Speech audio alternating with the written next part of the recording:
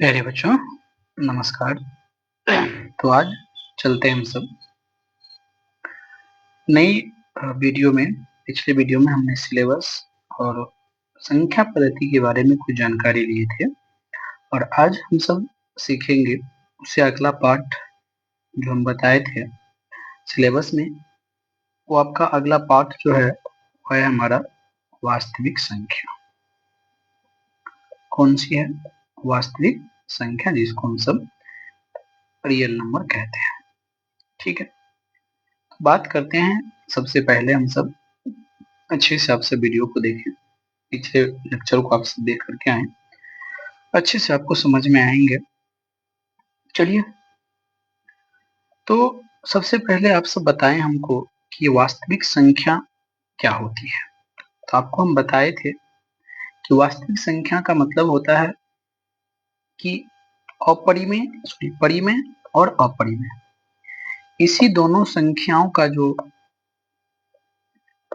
समूह होता है, परिमेय और अपरिमेय दोनों संख्या के समूह को वास्तविक संख्या कहते हैं। इसे हम सब नंबर लाइन, ये अगर संख्या रेखा है या शून्य है, इधर हम सब पॉजिटिव लिखते हैं, इधर नेगेटिव लिखते हैं। इस पर जितनी प्रकार की संख्याएं होगी, हर एक संख्याओं को इस नंबर लाइन पर हम सब दिखाते हैं। समझ गए?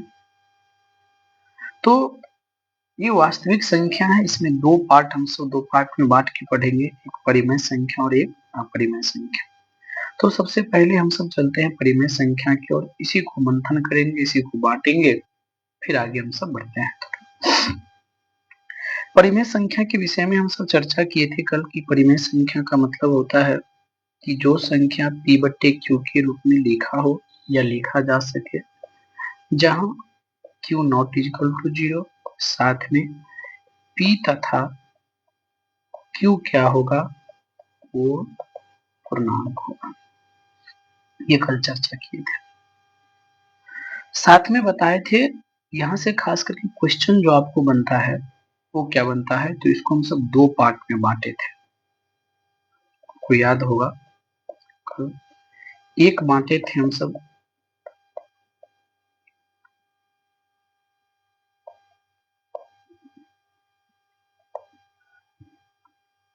दो पार्ट में, इसको हम सब बांटे थे। एक बांटे थे जिसको हम सब कहते हैं पूर्णांक, और दूसरा का बांटे थे हम सब, दूसरा जो है वो है भिन्न। ध्यान से समझते रहिएगा, बहुत मजेदार ये वीडियो है। पूर्णांक को अभी हम छोड़ देते हैं। भिन्न को अगर बात करें तो ये दो प्रकार के भिन्न हम सब किए थे। एक था साधारण भिन्न और एक था दशमलव भिन्न। दशमलव भिन्न में बात किए थे कि जब p बट्टे q है तो p में जब q से भाग देंगे तो यह किस चीज में आ जाएगा, दशमलव में आएगा। इसको दशमलव प्रसार भी कहा जाता है। क्या कहा जाता है? दशमलव प्रसार भी कहा जाता है। और यह दशमलव प्रसार दो प्रकार के होंगे, एक होगा आपको शांत और एक होता है अशांत। नाम से स्पष्ट है, दशमलव के बाद जो रुक जाता है उसको शांत कहेंगे, जो नहीं रुकता है वो अशांत कहेंगे। एग्जाम्पल के तौर पर अगर मेरे पास 7/5 है, तो इसका मतलब वो कि 7 में हम क्या करेंगे, 5 से डिवाइड करेंगे। 5 एक हम 5, 2 हुआ, नहीं लगेंगे, अब दशमलव देंगे, 0 हुआ, पंचों के 20। शेषफल यहाँ पर 0 आ गया। शेषफल जो कोई अब जाना बंद हो गया, रुक आगे नहीं बढ़ेंगे, शांत हो गया, तो इसको हम सब शांत कहेंगे। लेकिन जब बात यहीं पर हम सब आपको कहेंगे कि यही 7/, हम सब 3 कर देते हैं। आप चेक कीजिए एक बार, 3 दूना 6, एक दशमलव देंगे, 0 होगा, 3 तिया 9, एक दशमलव तो है ही, यहाँ पर 0 आएगा, फिर 3 तिया 9, एक 0, फिर 3 तिया 9। आपको नजर आ रहा है कि यह लगता है कि आगे ये बढ़ता जाएगा, नहीं रुका, शेषफल 0 नया। तो ये आपको क्या कहलाया, शांत, और ये क्या कहलाया, बात समझिए। लेकिन क्या हम सबों के एग्जाम में जो क्वेश्चन आएगा, क्या इतना डिटेल से लिखेंगे? नहीं। उसके लिए हम बताए थे कि अगर कोई भी परिमेय संख्या p बटे q है, इसमें अगर q को हम सब 2 के पावर m गुने 5 के पावर n के रूप में अगर हम लिख देते हैं, जहां p और q दोनों क्या होना चाहिए, तो पूर्ण संख्या होना चाहिए। क्या होना चाहिए? पूर्ण संख्या। ठीक है, क्या होना चाहिए? पूर्ण संख्या होगा तो ये क्या कहलाएगा? शांत कहलाएगा। अब बात करते हैं हम सब, अगर तो जैसे यहाँ पर देखिए हम सब शांत अशांत की कहानी, तो हम बात ये थी जब इस रूप में हो जाता है तो वो शांत कहलाता है, जब इस रूप में नहीं आता है तो अशांत कहलाता है। जैसे हम अपनी मर्जी से कुछ लिख दिया, ठीक है, और यहाँ पर हम लिखे हैं आपको, क्या लिखे हैं? 650, या हाँ रहने दो। इसको चेक करने के लिए सबसे पहला जो आपको काम करना पड़ेगा वो क्या है? देखिए दोनों में कॉमन है, हम बताए थे कल के पिछले वीडियो में कि सबसे पहले इसको मानक रूप में लिखिए। मानक रूप में लिखने के लिए देखिए दोनों कॉमन कट रहे हैं, ये भी 2 से ये भी 2 से, इस दोनों को काट दीजिए। काट देंगे तो आपको नजर में आ रहा है 2 दूना 4 हुआ, 2 एक कम 2 हुआ, 6 दूना 12 हुआ। इसको काटेंगे, 3 दूना 6 हुआ, 2 दूना 4 हुआ, 5 दूना 10 हुआ। अब देखिए दोनों को नहीं कटेंगे, तो अब ये पहले वाला जो भिन्न था वो बन गया 216 बटे 325। अब हम आपको बात किए थे कि आपको करना क्या है, अब करना है आपको कि जब ये कटना बंद कर, मतलब ये मानक रूप में आ जाए, तब नीचे वाले का आपको क्या लेना है? एलसीएम। नीचे वाला है ना, इसको एलसीएम नहीं कहिए, इसको कहिए गुणनखंड निकालेंगे। गुणनखंड हम जस्ट आगे हम पढ़ेंगे। गुणनखंड निकालेंगे, देखिए 5 से आ रहा है, 5 से आ रहा है तो क्या होगा? 6 पंचे 30, 6 पंचे 30, 5 25। फिर देखिए 5 से आ रहा है, 13 पंचे 65। तो जब इसको नीचे वाले को हम लिखेंगे तो ये देखिए क्या आ रहा है? 5 के पावर 2 गुने 13। हम क्या बोले थे कि उसमें या तो 2 और 5 होना चाहिए, इसके अलावा कुछ नहीं, लेकिन इसमें क्या आ गया? 13। तो ये क्या कहलाएगा? ये कहलाएगा अशांत। बात समझ रहे हो? तो आपको सिंपल सी भागा नहीं देनी है, आपको ये डरना नहीं है कि ये 325 है, 216 है, इतनी बड़ी बड़ी संख्या में भाग कैसे देंगे। सिंपल सी इस बात को याद रखिएगा कि जो Q होगा नीचे वाला होगा, उसको हम क्या करेंगे? गुणनखंड निकालेंगे। अगर गुणनखंड मेरा 2 के पावर m गुने 5 के पावर n, मतलब 2 और 5 ही आया तो शांत कहलाएगा, इसके अलावा कुछ भी आएगा तो क्या कहलाएगा? अशांत कहलाएगा। बात समझ गया? कोई दिक्कत यहाँ तक है? कभी कभी क्या होता है एग्जाम में, क्वेश्चन क्या पूछ देता है, मतलब इन रेयर केस कभी कभी ऐसा होता है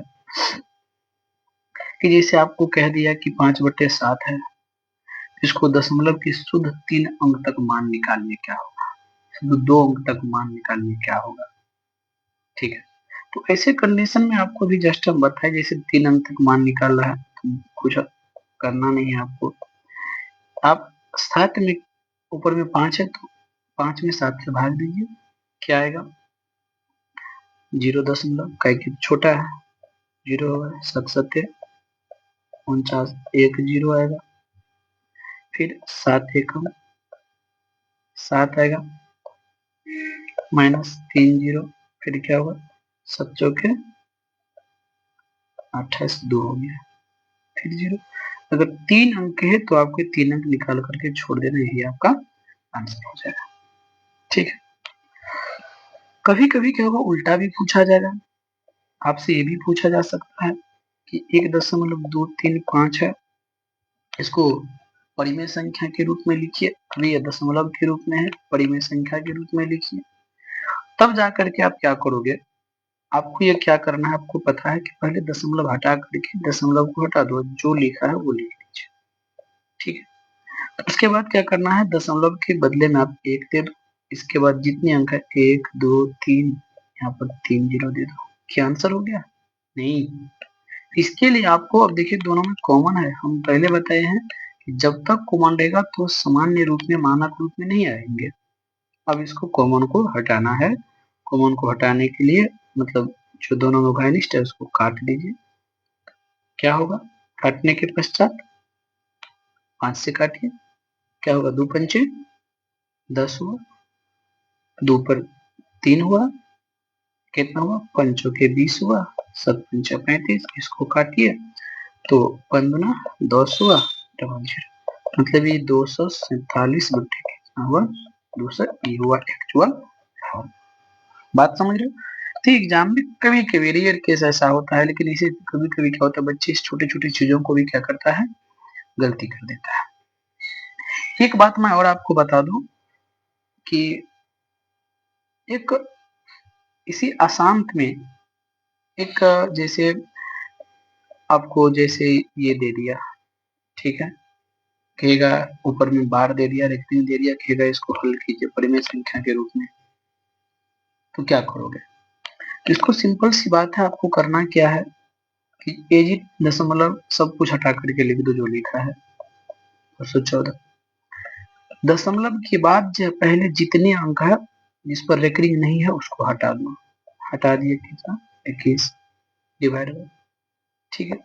दशमलव के बाद जितने अंक है जिस पर रेकरिंग है उसके बदले 9, तो एक ही पर रेकरिंग है तो एगो 9, और दशमलव के बाद जिस पर रेकरिंग नहीं है उसका मतलब 0।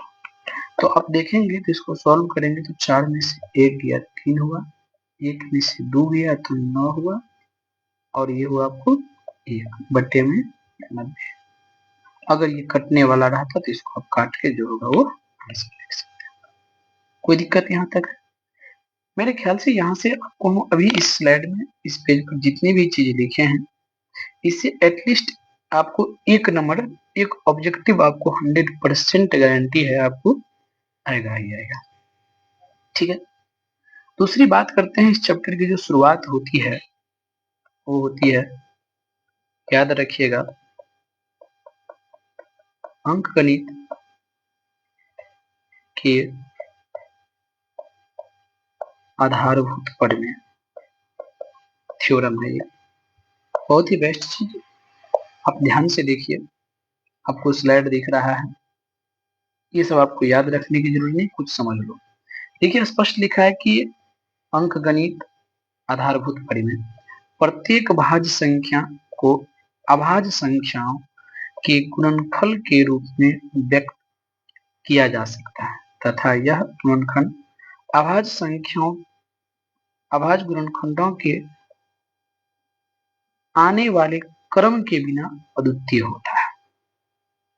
अब ये जो क्या लिखा है नहीं लिखा है इसको आप पढ़ने का होगा, याद रखने का होगा तो आप याद रखेंगे, नहीं तो कोई दिक्कत नहीं है, आपको उतनी ये नहीं करनी है। अब ये है क्या, ये कहता क्या है, ये जो भी बताए वो क्या है पहले समझ लो। उसका कहना है कि कोई भी भाज्य संख्या, जो हम कल डेफिनेशन पढ़े थे भाज्य और अभाज्य की, कोई भी भाज्य संख्या लाइक दैट, छोटी सी संख्या है 12, इस 12 को अभाज्य संख्याओं के गुणनफल के रूप में हम लिख सकते हैं। अभाज्य संख्याओं के गुणनफल के रूप में, यहाँ पर लिखा ना, गुणनफल के रूप में व्यक्त किया जा सकता है तथा यह गुणनखंड, मतलब जिसके रूप में हम व्यक्त करेंगे वो जो क्या उसका क्या हो जाएगा, गुणनखंड होगा। तो वह गुणनखंड जो होगा वह अभाज्य गुणनखंडों के आने वाले क्रम के बिना अद्वितीय है। मतलब समझिए क्या कह रहा है, मैं समझा रहा हूँ। क्यों 12 को हम अगर गुणनखंड निकालेंगे तो 12 का गुणनखंड हमको आ रहा है 6 दूना 12, 2 3 6। आप जानते हैं कि 2 भी अभाज्य संख्या है, 3 भी अभाज्य संख्या है, इसको लिख सकते हैं हम 2 गुने 2 गुने 3, हो गया। समझिए गुणनफल हो गया, ये अभाज्य संख्या हो गया, इसके गुणनफल के रूप में लिख दिया, यहाँ तक की कहानी खत्म हो गई। अब ये इसका गुणनखंड भी हुआ। अब कहता है यह गुणनखंडन अभाज्य गुणनखंडों के आने वाले क्रम, मतलब पहले 2 आता है, फिर 3 आता है, फिर 5 आता है, क्रम के बिना अद्वितीय है। अद्वितीय का मतलब होता है दूसरा नहीं। अगर इसके क्रम को हम ध्यान में नहीं रखें तो यह केवल एक ही होता है। जैसे इसको हम दूसरा कोई भी नहीं लिख सकते हैं। जैसे 2 के पावर ये 2 है तो पावर 2 गुने 3। इसमें आप क्या देख रहे हैं कि 2 ही अभाज्य संख्या है, एक 2 है और एक 3 है। अगर इसे क्रम को ध्यान में नहीं रखे, क्रम के बिना, क्या लिखा है यहाँ पर, क्रम के बिना, हो सकता है कोई इसको क्या लिख दे, इसको लिख दे 3 गुने 2 के पावर 2, क्रम न चेंज हो गया। क्रम चेंज हो गया लेकिन है तो उसमें भी 3 और 2 ही। तो वही यहाँ पर कहा गया कि उसके क्रम के बिना क्या है, अद्वितीय। अगर उसके क्रम को नहीं देखें तो वह अद्वितीय है। कोई भी लिखेगा तो एक ही फॉर्म, यही 2 और 3 ही आएगा। यही कहता है अंकगणित का आधारभूत परिमेय। याद रखिएगा, बहुत बच्चे पढ़ते हैं, टीचर पढ़ाते हैं, ये लिखा देते हैं, लेकिन ये है क्या, ये कहता क्या है, किसी को पता नहीं रहता है, बच्चे को पता ही नहीं रहता है। तो आप इस चीज को समझिए कि कोई पूछेगा आपको, बताइए अंकगणितीय आधारभूत परिमेय क्या है, तो आपको कहना है कि अंकगणितीय आधारभूत परिमेय कहता है कि किसी भी भाज्य संख्या को अभाज्य संख्याओं के गुणनफल के रूप में व्यक्त किया जा सकता है, और साथ ही वह गुणनखंड अभाज्य गुणनखंडों के आने वाले क्रम के बिना क्या है, अद्वितीय है। मतलब वो केवल एक ही रूप में, इसको अगर शॉर्टकट ये लिखे कि एक और केवल एक ही रूप में लिखा जा सकता है। समझिए। अब एग्जाम में यहां से भी क्वेश्चन आता है बच्चों, क्या आता है, तो जैसे आपको कह देगा कि कोई भी, मान लीजिए मेरे ख्याल से 31-25 कर दे, नहीं ये थोड़ा ये आ गया, कोई भी एक संख्या ले लो, आपको हम 4 से 20 लिए, आपको कहेगा कि इस ये जो है इसको गुणनखंड के रूप में व्यक्त करो, या कभी कभी कह देगा कि इसमें 5 का घात कितना है बताओ, इसमें 5 का घात कितना है। तो आपको करना क्या है, अलग में तुरंत 4 से 20 का गुणनखंड निकालना है। गुणनखंड निकालेंगे तो पहले सबसे पहले 2 से स्टार्ट करो। 2 से स्टार्ट करने के लिए विभाज्यता का नियम आपको बताए थे, किसके कहेंगे 0, 2, 4, 6 या 8 होगा तो 2 से कटेगा ही कटेगा, 2 से कट जाएगा। चलिए 2 दूना 4, 2 एक 2 0, सही है। फिर 2 से कट रहा है, क्या हो रहा है, 2 एकम 2, 0, 5 दूना 10, देखिए नहीं कटा 10। अब 5 एक 6 3 से कट रहा है तो काट दो, 3 तिया क्या हो गया 9, 1 5 तिया 15, फिर 5 से 1 कट रहा है 7 35। अब इसको लिख सकते हैं हम, 2 कै बार है 2 बार तो पावर 2 गुने 3 है 1 बार तो 3 की पावर 1, 5 1 बार गुने में 7। ये हो गया आपको इसका अभाज्य गुणनखंडों के रूप में हम इसको लिख दिए। ठीक है। अब आपसे अगर 5 का घात पूछे तो 5 का घात 1 है, 3 का घात पूछे तो 3 का घात 1 है, 2 का घात पूछे 2 का घात 2 है, 7 का घात पूछे 7 का घात 1 है। कोई डाउट यहाँ तक, कोई प्रॉब्लम नहीं ना। देखिए कभी कभी एक क्वेश्चन आपको आता है, क्या यही पर आता है इसी चैप्टर में से, कि मान लीजिए एग्जाम में कभी कभी पूछा जाता है कि 4 टू द पावर n, यहाँ पर क्वेश्चन आता है क्या 4 टू द पावर n, या n के किस मान के लिए 4 टू द पावर n जो होगा कौन चीज पर, शून्य पर समाप्त होगा।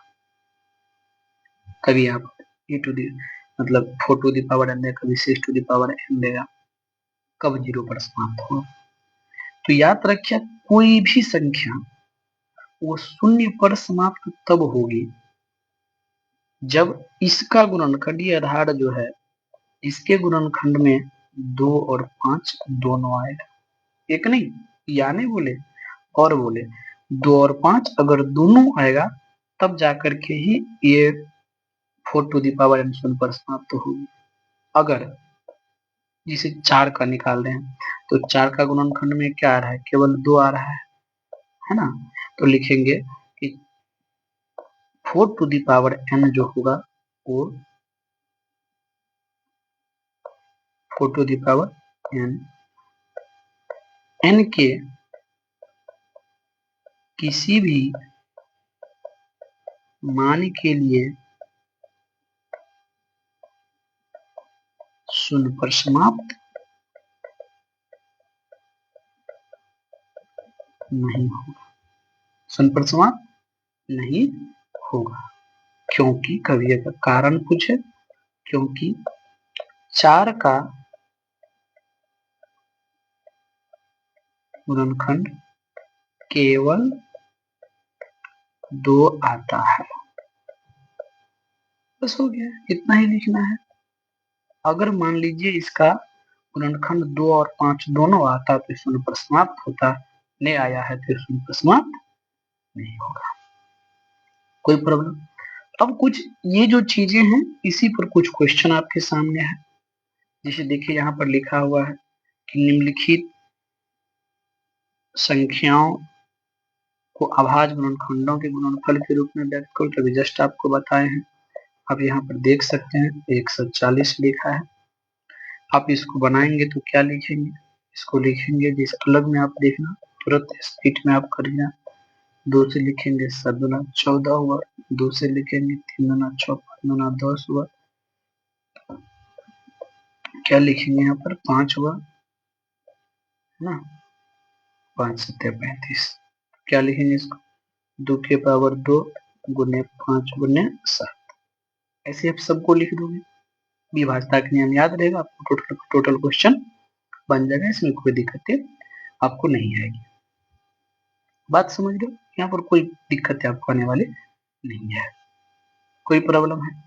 नहीं नहीं, बड़ी से बड़ी संख्या आप इसको बना लीजिएगा, इसको सबको आप बना लीजिएगा, ये आपको SW में आ गया।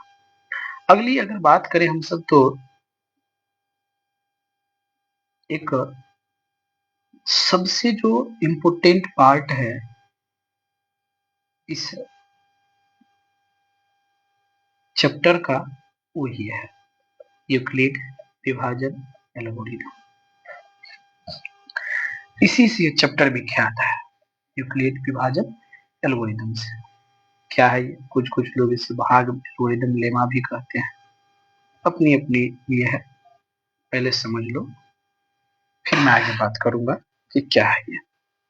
तो यूक्लिड विभाजन एल्गोरिथम लेमा कहता है, यूक्लिड विभाजन कहता है कि यदि ए और बी दो धनात्मक पूर्णांक हो, ए और बी दो क्या हो? धनात्मक पूर्णांक हो, जहां ए ग्रेटर देन बी, आप जानते हैं सिंबल को, ये बड़ा का चिन्ह है, ए बी से बड़ा होना चाहिए। एवं ए में बी से जब भाग देंगे, मतलब ऐसा हम लिखेंगे ए भागा बी, तो भाग देने पर दो संख्या हमको प्राप्त होता है क्यू तथा आर। क्या प्राप्त होगा? क्यू तथा आर। दो संख्या इस प्रकार प्राप्त होती है कि ए बराबर क्या होती है? B q plus r. A बराबर बी क्यू प्लस आर। अगर ऐसा प्राप्त हो जाए तो इसी को क्या कहा जाता है? इसी को कहा जाता है विभाजन एल्गोरिथम। आप कहिएगा सर ये क्या है? तो आप देखिए, मैंने ये बताया कि ए और बी दो संख्या हैं, आप क्या कीजिए, इस ए बी से भाग दीजिए। भाग देंगे तो क्यू आपको भागफल आएगा, आर आपका शेष फल। आप इसको पढ़े होंगे बच्चे में भाज्य, इसको पढ़े होंगे जिसको कहा जाता है भाजक, इसको कहा जाता है भागफल, और इसको कहा जाता है शेषफल। प्यारे बच्चों, बच्चे भी छोटे छोटे क्लासों में आप सबों को टीचर बताते होंगे, एक फॉर्मूला याद कर लो बेटा, वो क्या है?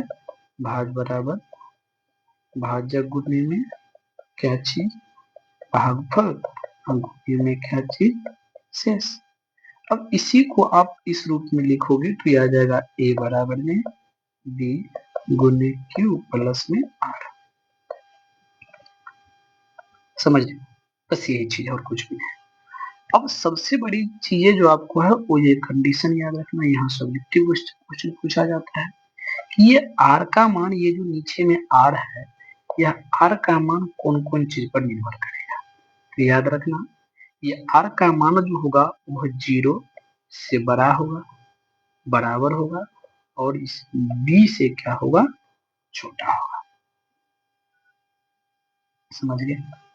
कभी कभी क्वेश्चन पूछा जाता है, आपको कंडीशन यहाँ से शर्त लगाया जाता है आपको कि यदि r बराबर 0 तब क्या होगा, यदि r बराबर 0 तब क्या होगा। तो लेकिन यदि r बराबर 0 तो हम बोल सकते हैं कि a b से पूर्णतः विभाजित होगा। पूर्णतः क्या होगा, विभाजित। आप ही सोचिए कि इसका मान 0 हो जाए, शेषफल 0, तो क्या होगा, a b से पूर्णतः विभाजित। इसको उल्टा करके भी पूछा जाता है, कभी कभी लिख देगा आपको कि a b से विभाजित, या b क्या लिखे, b a को विभाजित करेगा, b a को विभाजित करेगा। इसका भी उल्टा कभी कभी पूछा जाता है, कभी कभी ऐसे भी बोल देंगे आप कि यदि, जैसे यहाँ पर हम रिस्ट्रिक्शन लगाए हैं, आपको याद है, ये लिखाए हैं। अगर आपको कह देगा कि यदि a लेस देन b तब क्या होगा, दूसरी कंडीशन, यदि a लेस देन b। यहाँ पर और याद रखिएगा एक बात और हम आपको बता दूं,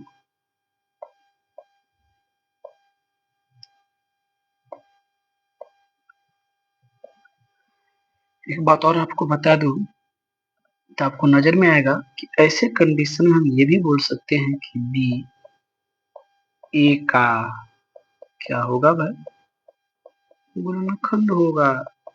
ये भी ध्यान रखें, ये तीनों कंडीशन हो सकता है। ऐसे भी बोल सकते हैं कि a b का क्या होगा, गुणज होगा। चार कंडीशन है। अब बात है यहाँ पर कि जो a लेस देन b, तो आप सोचिए भागा में यहाँ पर जब इसी को छोटा कर दे, ये छोटा हो जाएगा, तब क्या होगा, इतना, तो क्या होगा, तो होगा क्या, याद रखिए कि q बराबर 0 एवं क्या होगा, r बराबर a होगा। ये बहुत बड़ी चीज है, ये आप याद रखिएगा कि यदि a लेस देन b होगा, q बराबर तो 0 होगा, लेकिन r का मान क्या होगा, r का मान a होगा। r का मान क्या होगा, a होगा। इसको आप ध्यान में रखें। अब कहिएगा सर इसकी क्या जरूरी है, ये तो बच्चे में हम सब सीखते थे। बच्चे में तो सीखते थे, लेकिन यहाँ पर क्या है कि इसको एक दूसरी तरीका से हम तो परिभाषित ये कर दिए, और दूसरा रूप से इसको एक भी ये भी कहा जाता है कि यह सबसे बेस्ट तरीका है मौसम निकालने का।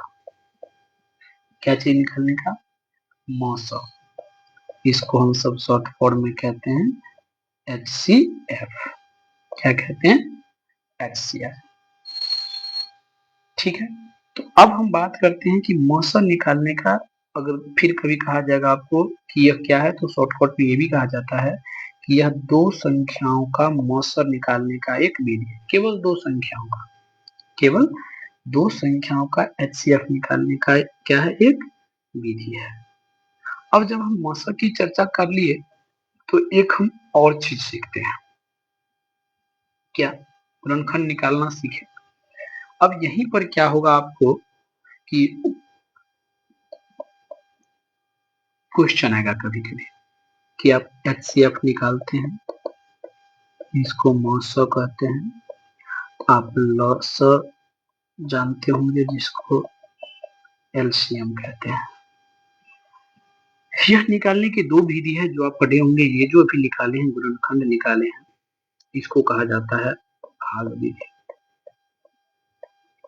भाग है ना, इसी से भाग विधि। गुणनखंड, ये जो हम निकाले हैं, गुणनखंड निकाले हैं, तो याद रखिएगा कि दो या अधिक संख्याओं को मौसम निकालने का एक विधि है जिसका नाम है गुणनखंड विधि। क्या नाम है, गुणनखंड विधि। जैसे हम आपको कहें 12, 18, 30, यह संख्या है, आप इसका क्या निकालिए, तो दो चीज निकालिए, HCF और LCM। तो बिल्कुल आसान चीजें हैं। आप बारीकी से 12, 18, 30 को लिखे, कोई भी संख्या उसको कोई फर्क नहीं पड़ेगा, सबका गुणनखंड निकाल लीजिए।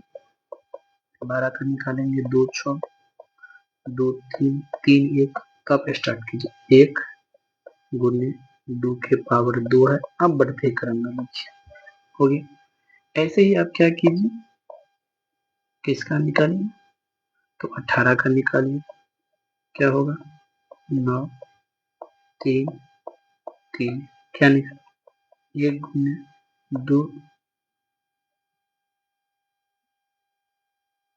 2 के पावर कितना हो गया 1 गुने 3 के पावर 2।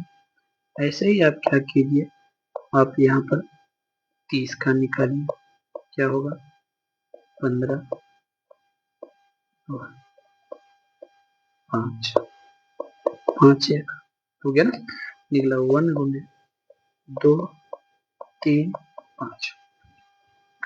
तो जब आप यहाँ से HCF की बात करोगे तो याद रखना, अच्छे से समझ लो, चुटकी बजाते निकल जाएगी। जब HCF की बात आएगी तो जो सब में है उसके लोएस्ट पावर है, जो सब में हो, जो क्या हो, जो सभी में हो और उसका सबसे कम घात वाला। तो सब में 1 है तो 1 ले लो, 2 है लेकिन 2 का सबसे कम घात कितना है 1, तो 1 ले, 3 है सब में है और उसका घात क्या है, घात क्या है उसका,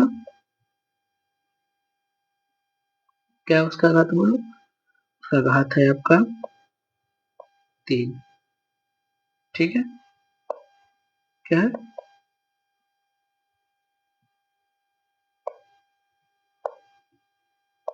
देखिए यहाँ पर आपको कितना हो गया,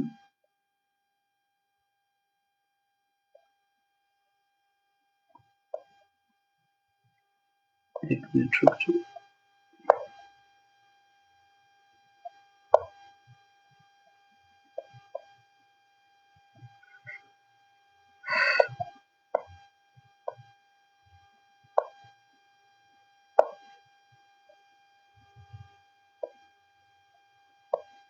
चलो HCF हम सब देखते हैं,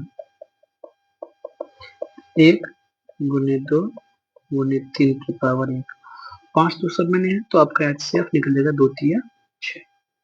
कोई डाउट यहाँ तक। ऐसे ही अगर आपको LCM निकालना हो तो याद रखिएगा कि जितने भी गुणनखंड आए हैं चाहे सब में हो चाहे नहीं हो, जितने भी गुणनखंड है उसका अधिकतम घात वाले का गुणनफल। तो 1 है, 2 का अधिकतम घात कितना है 2, यही ना है सबसे अधिक, और 3 का अधिकतम घात कितना है 2 है ना, सबसे अधिकतम घात 2, और फिर 5 है, बस यही हो गया। अब आप सॉल्व करो, 2 दूना 4, 4 9 36 और 36 पंचे कितना हो जाएगा, तो आप ऐसे भी कर सकते हैं, 3 9 18, 180 आपका आंसर हो जाएगा। कोई दिक्कत यहाँ पर, इसको कहा जाता है गुणनखंड विधि से HCF और LCF, HCF और LCM निकालना। कोई दिक्कत, यहीं पर जब ये बहुत सारी संख्याएं थी, यहाँ पर जब दो संख्याएं की बात आएगी, केवल दो संख्याओं में, तो दो संख्या और उसके HCF और LCM में एक फॉर्मूला आता है, याद रखिएगा कि जैसे A और B दो संख्याएं हैं, दो संख्या, तो हम इसके लिए एक फॉर्मूला आता है, याद रखेंगे आप कि A गुने B जो होता है वह LCM ऑफ A गुने B गुने HCF of A Guna B। इसको अगर हम दूसरी भाषा में लिखें, अपनी भाषा में, तो ये होता है दो संख्याओं का गुणनफल बराबर होता है उनके औसत गुने औसत। या इसको दूसरे रूप में ऐसे भी लिख सकते हैं, एक संख्या गुने क्या होती है दूसरी संख्या बराबर क्या होती है लसा में क्या होती है मौस। अब जिससे मर्जी हो उससे निकाल लो फॉर्मूला, काहे कि अब इससे क्वेश्चन कैसे आती है, तो एक क्वेश्चन हम देख लेते हैं बना करके। कई तरह के देखिए, अभी ये लिख रहे हैं जस्ट आगे हम फिर जो वहां पर यूक्लिड विभाजन पढ़ेंगे तो वहां पर भी एक क्वेश्चन आएंगे, इस बात को ध्यान रखिए। ये टोटल फॉर्मूला है, आप इस फॉर्मूला को रख लेना, ये भी है ये भी है, आप इस दोनों को आप ध्यान में रखेंगे। ठीक है, अब क्या है कि क्वेश्चन आपको आएंगे कभी कभी कैसे क्वेश्चन आएगा कि गुणनखंड विधि से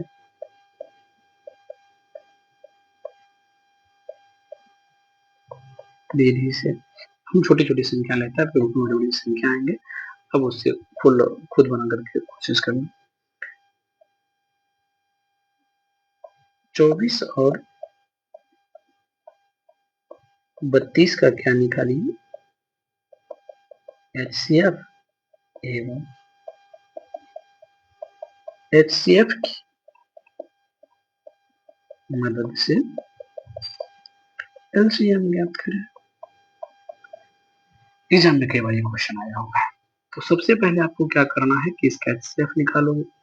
HCF निकालने के लिए आप करोगे क्या, बोलो।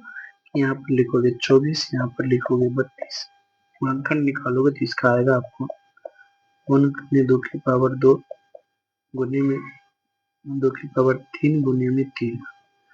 32 का देखोगे तो आपको 1 गुने 2 के पावर में 5। ठीक है, अब इसका जब HCF आप देखोगे तो HCF आपको आएगा 2 की पावर 3 मतलब 8। एलसीएम हमको नहीं खाता है निकालने के दूसरे मेथड से। जब एलसीएम पर जाओगे तो आप लिखना चुके क्या कि एक संख्या गुने दूसरी संख्या बराबर एलसीएम गुने एचसीएफ। एक संख्या कितना है 24, दूसरी संख्या 32 बराबर एलसीएम तो नहीं दिया है, एचसीएफ का मान कितना है 8। तो आप यहाँ से एलसीएम मान निकाल सकते हो, क्या हुआ 24 गुने 32 बट्टे में 8, 8 चौके 32,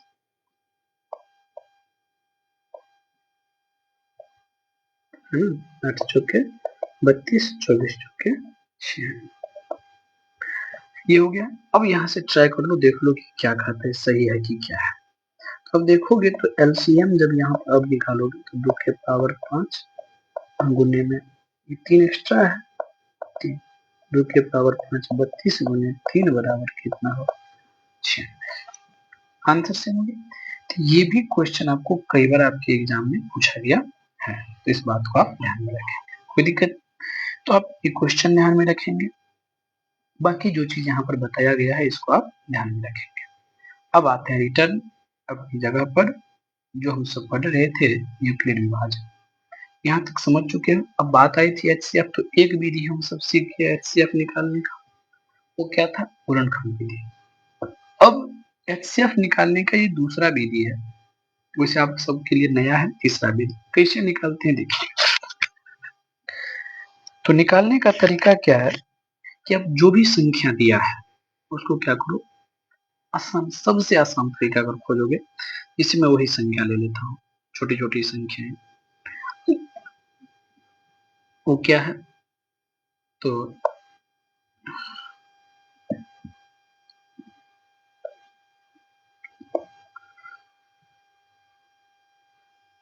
दो संख्या मैं यहाँ से चुन लेता हूँ, अपनी मर्जी से जो आपको लेना है वो ले लो।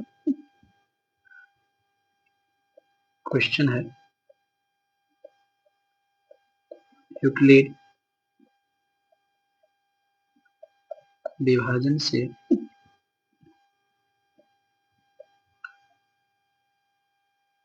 बत्तीस एवं 224 का HCF ज्ञात करें। ठीक है, आपको सिंपल सी बात है क्या करनी है, जब आप हल निकालने के लिए जाओगे, ठीक है, तो करना क्या आपको, देखिए रफ पेज के लिए आपको सबसे आसान तरीका हो जिसमें कोई दिक्कत है आपको नहीं आएगी। अलग में आप क्या करना, पहले जैसे आप महत्व निकालते हो, बच्चे में निकालते थे भाग विधि से, आप निकालिए। 32 दोगे, कितनी मरतबा लगेंगे, 7 मरतबा, 7 दूना 14 हुआ। अरे वाह, तो एक ही बार में कट रहा है। रुको 1 मिनट, 1 मिनट रुक जाओ, हमको इसको चेंज करने दो। ये 328 लिख देते हैं, ठीक है, चलिए रहने देते हैं 328।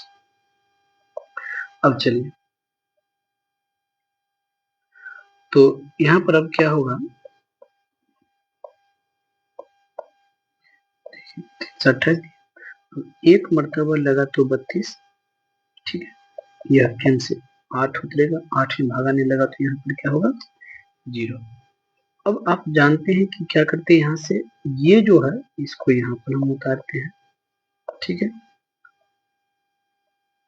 अब 8 चौके 32, मतलब यहाँ पर शेषफल हो गया 0, ये पर खत्म हुआ, यहाँ पर खत्म होता, आगे और बढ़ते। तो इसके लिए आप बढ़ते, जहां तक 0 नहीं आएगा तब तक हम नहीं रोकेंगे। अब क्या करना है, अब समझिए की बात है। अब आप बनाने के रूल ये है, लिखेंगे चूंकि ऐसे करके 328 ग्रेटर देन 32। अब ये लिखना, ये मस्ट है लिखना, ये नहीं लिखो गलती हो जाएगा। अब लिखना 328 ग्रेटर देन 32, मतलब जो बड़ा है उसको दिखाना है, उसके बाद लिखेगा। इसीलिए यहाँ पर हम यूज किए हैं, चूंकि यहाँ पर इसीलिए a बराबर 328 एवं b बराबर 32। उसके बाद लिखना अब यूक्लिड विभाजन एल्गोरिथम से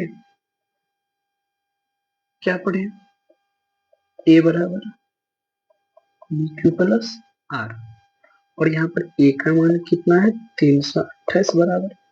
अब आप यहाँ पर आप गौर से देखोगे तो आप एक चीज देखो कि आप, हम ये भागा के लिए जो हम यूज किए हैं, ये वर्ड किसके लिए, भागा के लिए यूज किए हैं ना। तो आप क्या कीजिए, आप इसको भागा भागा में तोड़ लीजिए। भागा में तोड़ोगे तो देखो, गौर से देखिए, देखो भागा हुआ ना, ए का मान कितना हुआ 328, बी का मान 32, क्यू का मान 10 और आर का मान 8। अब यही चीज इसमें लिखिए, जिसके जगह पर जो लिखना है 328। बी का मान कितना है, बी का मान दिया है 32 गुने क्यू का मान 10 और आर का मान 8।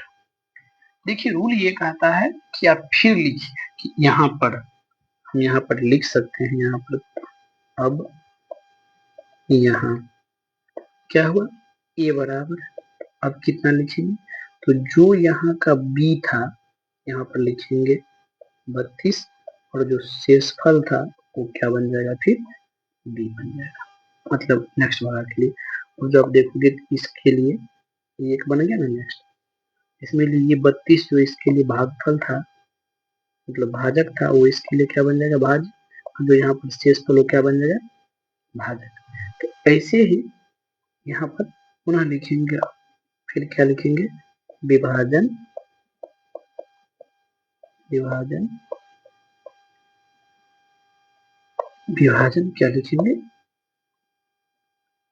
एल्गोरिथम से, वही कहानी लिखेंगे। फिर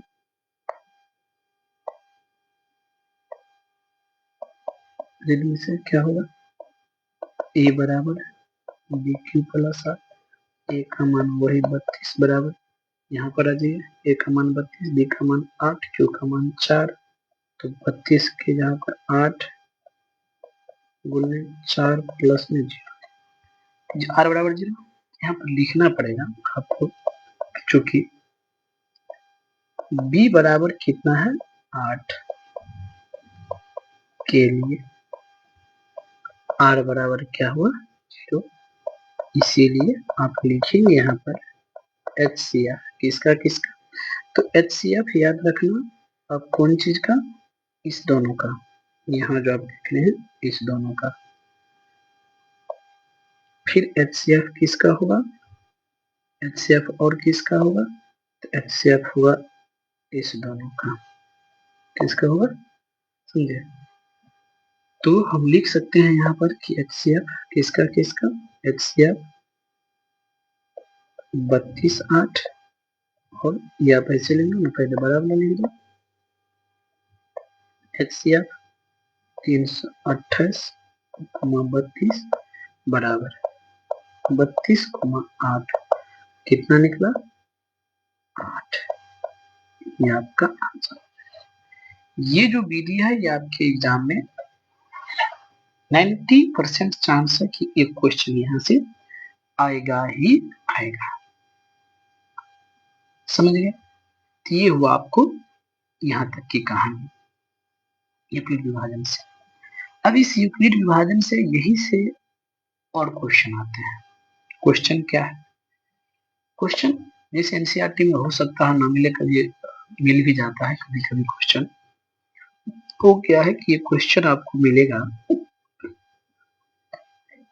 ये कि दिखाएं कि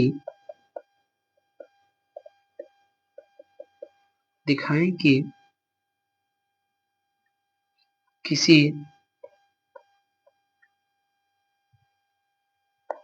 ऐसे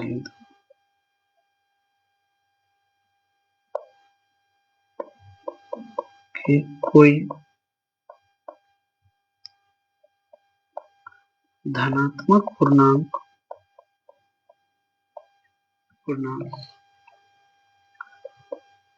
4q प्लस धनात्मक, अब देखिए यहाँ पर आप हो सकता है हम लिख देते हैं विषम पूर्णांक, ठीक है, धनात्मक विषम पूर्णांक 4q plus 1 coma 4q plus 3 के रूप में होता है। ये क्वेश्चन है, दिखाएं कि कोई धनात्मक विषम पूर्णांक इस रूप में होता है। देखिए अब एग्जाम में जो क्वेश्चन आएगा वो जरूरी नहीं है कि यहाँ पर विषम होगा, हो सकता है यहाँ पर सम होगा, डायरेक्ट यहाँ पर पूर्णांक लिखा हुआ मिल सकता है, उसके अकॉर्डिंग ये भी आपको चेंज हो जाएगा। कभी कभी यहाँ पर दिखाएं कि धनात्मक पूर्णांक का वर्ग आपको इस रूप में होता है। मैं सबकी कहानी आपको बता रहा हूँ, अब ध्यान से समझिए। यहाँ पर लिखेंगे हम सब, हल में जाएंगे, ठीक है। अब मान लेना दिया ही है ना, माना कि धनात्मक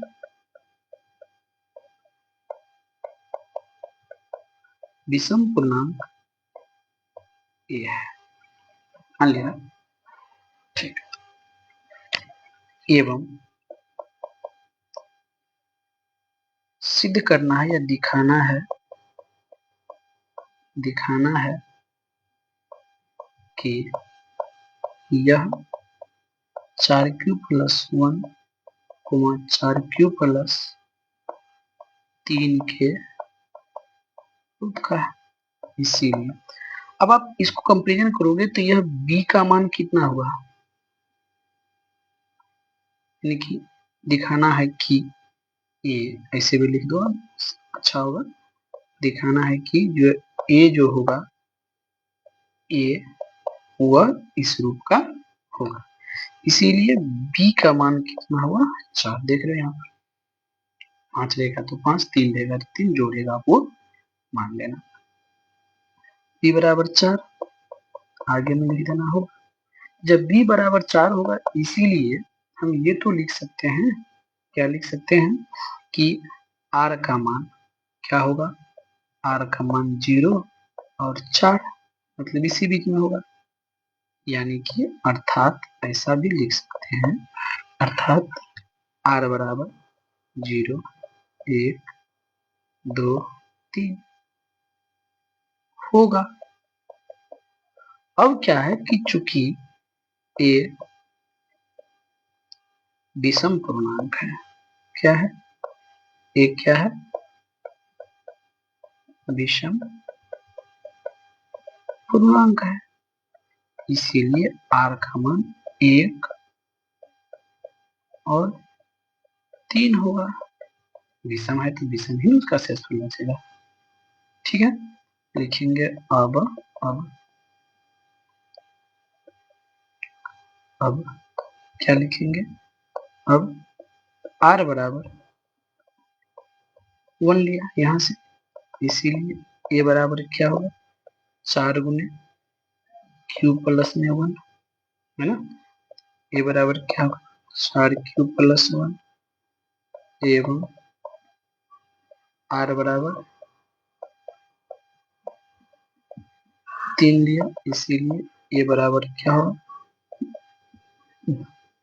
4 गुने क्यू प्लस 3, यानी क्या होगा, a बराबर 4 क्यू प्लस 3। क्या देख रहे हो, 4 क्यू प्लस 3 क्या देख रहे हो, 4 क्यू प्लस 1। क्या लिखेंगे, अतः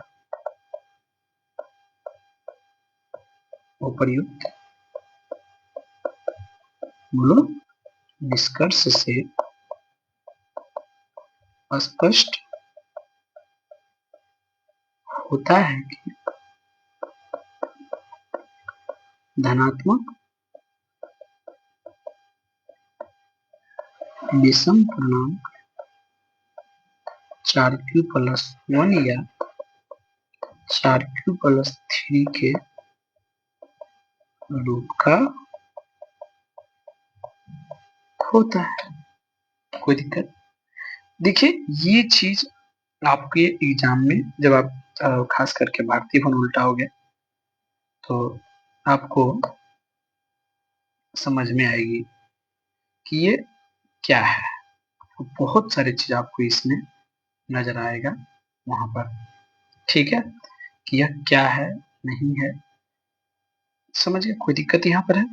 चलिए एक क्वेश्चन मैं और लेता हूँ इसी में से, जब आप उल्टाओगे भारतीय भवन तो वहां पर एक क्वेश्चन आपको और मिलेगा।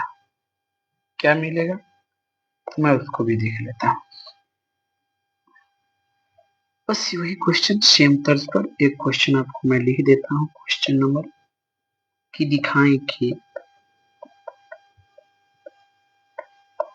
दिखाएं कि किसी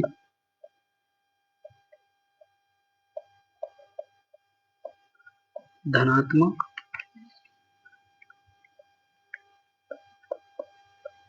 विषम पूर्णांक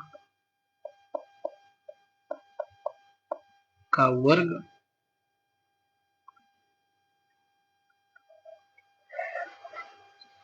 4q प्लस 1 या,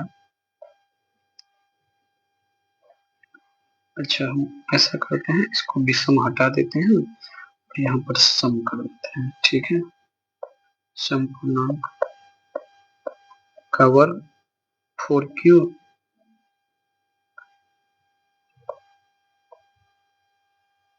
या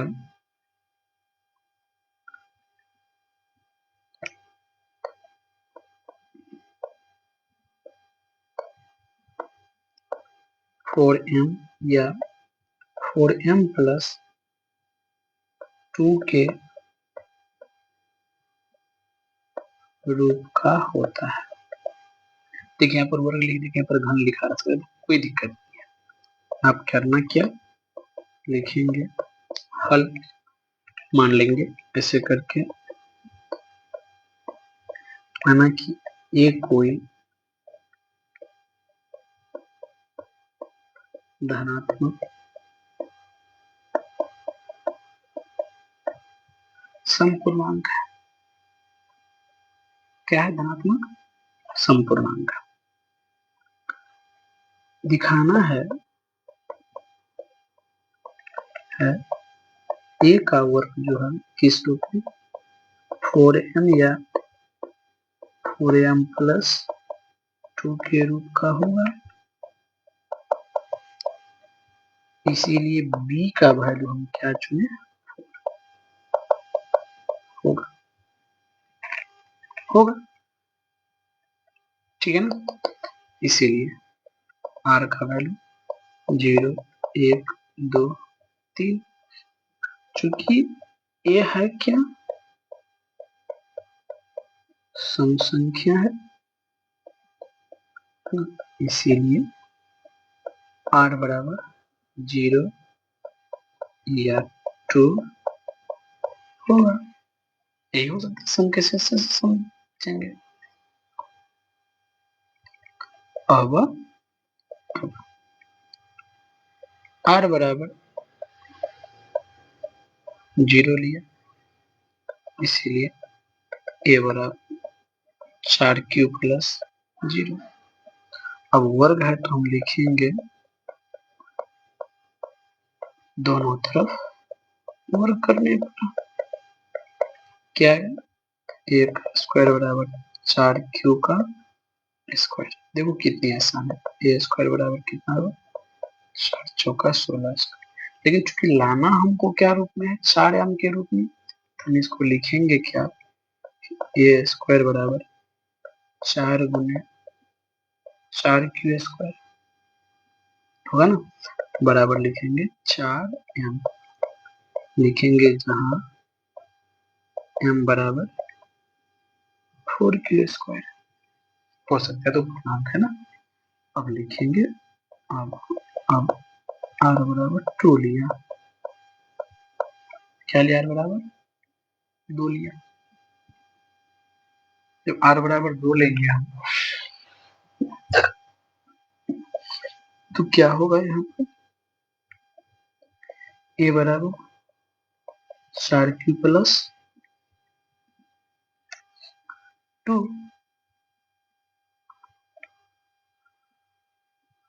क्वेश्चन में थोड़ा लग रहा है हमको मिस्टेक है, इसे देख लेते हैं हम सब। अब वर्क करने पर दोनों तरफ वर्क करने पर क्या हुआ, ए स्क्वायर बराबर 4q प्लस 1 का और 2 का स्क्वायर, क्या होगा ये, ए स्क्वायर बराबर 16q स्क्वायर प्लस 4 दूना 8, 4 दूना कितना हुआ, 4 दूना 8 दूना 16 फिर होगा 4 दूना 8 दूना 16q प्लस में 2 दूना 4, ठीक है। अच्छा, क्वेश्चन मिस्टेक है यहाँ पर, ठीक है। यहाँ पर या तो हाँ सिर्फ 4m के रूप में होगा, या इसको बढ़ा देते तो आपको हो सकता है, ठीक है। फिर इसको देखते हैं तो फिर ये m ही रह जाता है, तो हम यहाँ पर थोड़ी सी एक ये रखते हैं, क्वेश्चन में थोड़ा सा हम 4m के रूप में होता है, ठीक है। अब यहाँ पर क्या आया, क्या आ गया, इसको देखते हैं तो कॉमन ले लो 4, यहाँ पर क्या बच गया, 4q स्क्वायर 4q प्लस में 1 हो गया। फिर कितना हुआ 4, यहाँ पर m, यहाँ पर m बराबर क्या होगा, 4q square plus 4q plus में 1, लिख देंगे यहाँ पर। अतः क्योंकि हो गया ना 4q के रूप में, अतः अतः क्या लिखेंगे, किसी समपूर्णांक का वर्ग 4m के रूप में होता है। कोई दिक्कत, तो ये रहा आपका सेकंड क्वेश्चन। ये आपको पहला क्वेश्चन है जो आपको ध्यान में रखनी है, एग्जाम में आता है, भारतीय वन में आपके बुक में आता है, एग्जाम में भी आपको आता है। और दूसरा आपको ये है जो आपके एग्जाम में आया नहीं है, आता है बाय द वे, लेकिन ऐसा नहीं कि आप एनसीईआरटी ही पर भरोसा रखिए, आप इस पर भी कर सकते हैं। तो चलिए यहाँ तक आज के लिए रखते हैं। अगली क्लास में हम सब मिलेंगे, जो पहला चैप्टर हम सबों का लास्ट होगा, जिसमें अपरिमेय संख्याओं को सिद्ध करना हम सब सीखेंगे। फिर ऑब्जेक्टिव सॉल्व करना वहां पर सीखेंगे, कुछ ऑब्जेक्टिव भी हम लाएंगे और उसको आपको सॉल्व करना हम सिखाएंगे। ठीक है, तब तक के लिए आप सब अपने दोस्तों को भी शेयर कीजिए, पढ़ते रहिए। और किसी प्रकार की अगर आप सबों को प्रॉब्लम आ रही है तो आप सबको हम बार बार कह रहे हैं कि आप सब मेरे कॉन्टैक्ट नंबर पर जरूर कमेंट में भी लिखिए, और कॉन्टैक्ट नंबर पर भी आप सब जरूर हेल्प ले सकते हैं और किसी का वीडियो चाहे तो। Thank you.